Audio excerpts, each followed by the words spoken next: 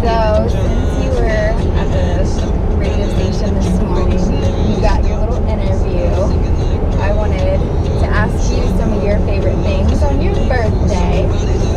But to be honest, and I don't want to get too mushy, I learn so much from you, and I feel like I'm always taking notes.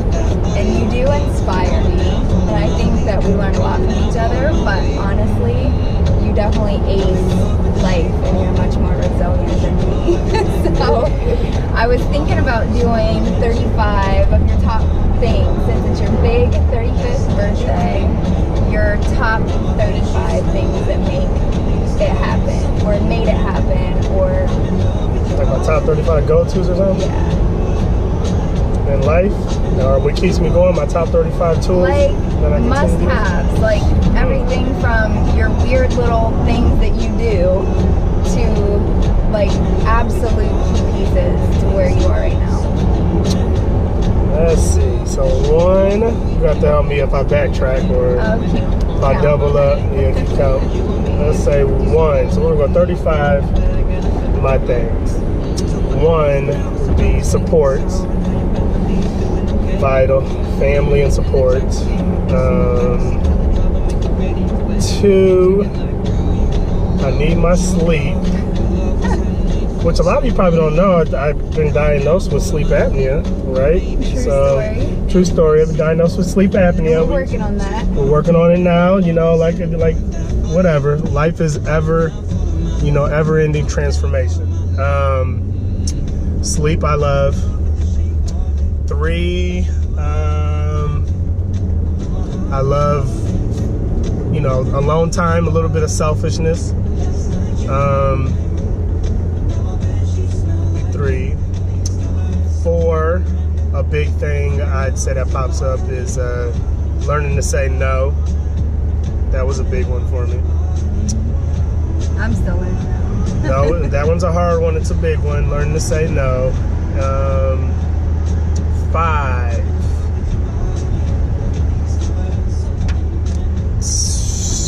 Reading.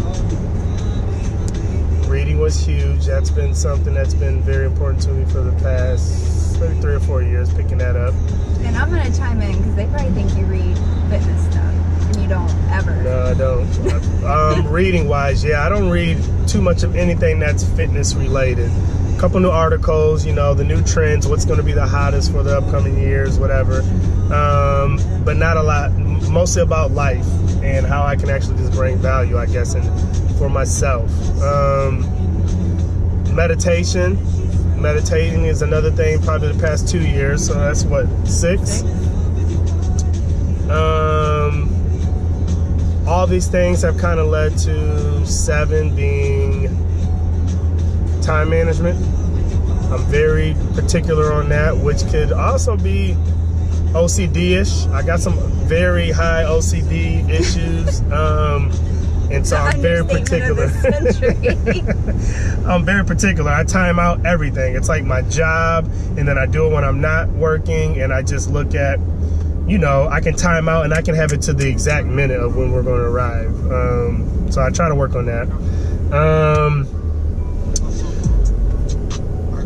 Oh man, baths. Baths are huge. I love my baths. What's that? 8. I'm big on that. 8 makes me think of eat, and this boy loves to eat. I do love to eat. Also, 9 would be just personal stuff. I'm trying to think of all my personal things. 9 in my personal life or business is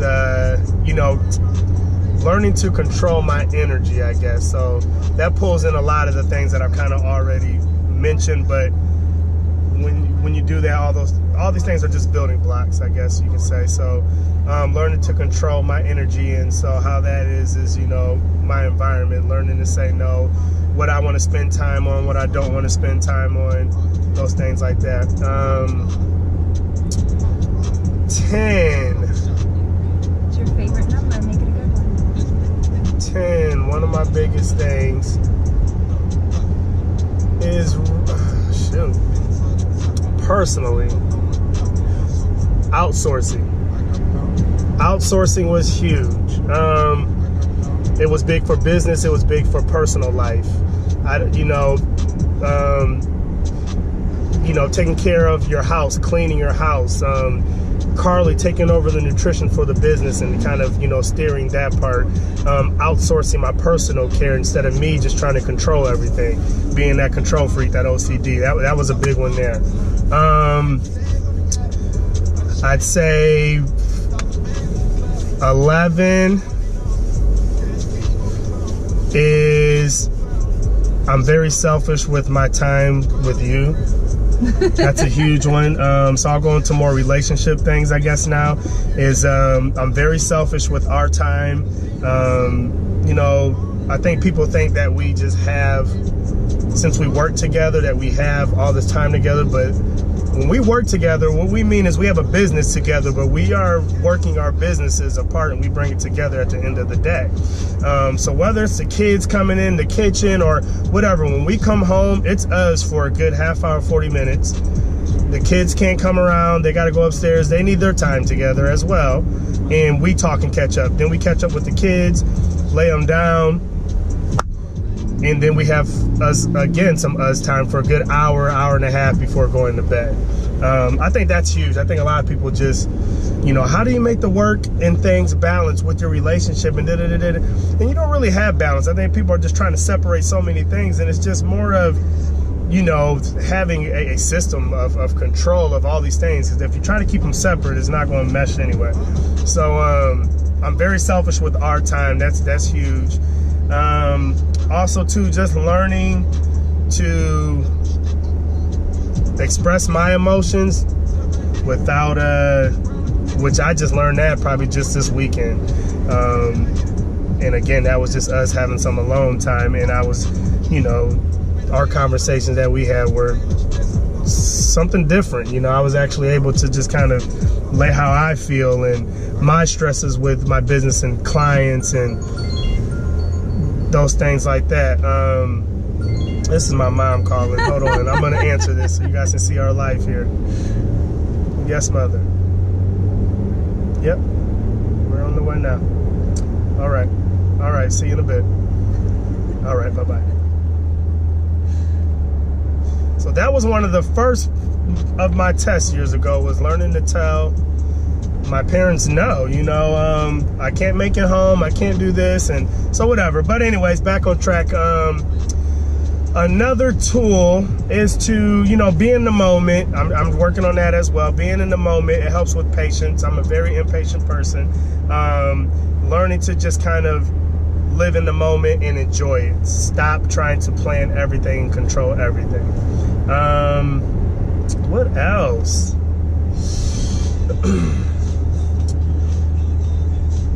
YouTube is one of my biggest tools as well. Which started from reading. It has linked me to mentors. It has linked me to other individuals that I would have never had access to. I've got introduced to a lot of new people that have brought value to my life, that I'm able to give to others. And so YouTube is huge. I watch YouTube every single day, and not for the reasons that most of you are using YouTube for. I literally am trying to find and learn from mentors, and whatever page or whatever they have set up, I'm following, and kind of, I also look at individuals that are in my current, kind of lifestyle. They're married, they got kids, they run a business, boom, boom, boom, and I can use some of the tools that they're using to succeed. Another thing I do is I always schedule refresh time, that's what we're on now, and I'm ending my day 6. I try to do 5 to 7 days of just refreshing, just catching up with family, friends, projects, just kind of just laying back, closing the studio down and just disconnecting. That's a tool I do as well. Every 5 weeks. Every 5 weeks I do that. Faith, I'm big on my faith. So church, I guess we would say, is vital as well. That was a huge turning point, getting baptized, a few years back. and just taking everything, you know, more seriously. However you want to look at that. You know, just valuing life and looking at things and realizing that everything is not in your control. You gotta let some things go. So again, outsourcing. What number is that? 15, 16 or so. We're not good at keeping reps. We ain't good at keeping reps. I usually got a counter. So excuse me there. Scheduling, you know, more lately just doing more fun, spontaneous things. Being spontaneous, always keeping that. You know, I think we're good with that, on doing that with like our relationship. Always dating, keeping it fresh. I think you have to do that with life in general, is just be spontaneous and enjoy it. Because again, we hear it all the time. I just think that we don't really value it until someone close passes. But, you know, just being in the moment and enjoying every single day. And I know it's hard with all these daily stresses. So that's one thing you want to keep in mind as well. What else do we have? You love to journal. I journal, I write. I usually, you know, write whatever I read. I journal, you know, my overview of it. And then I love to look back at it and see how far I progressed, especially if it's like a personal development kind of thing. Another tool is waking up early. I wake up early. I feel very unproductive when I don't. Like this morning, I had a slow start. We should have worked out this morning. Instead, we worked out after, you know, my radio interview and things like that. But we should have did it earlier in the morning. It took me a little bit to get going. It always sounds better. It does.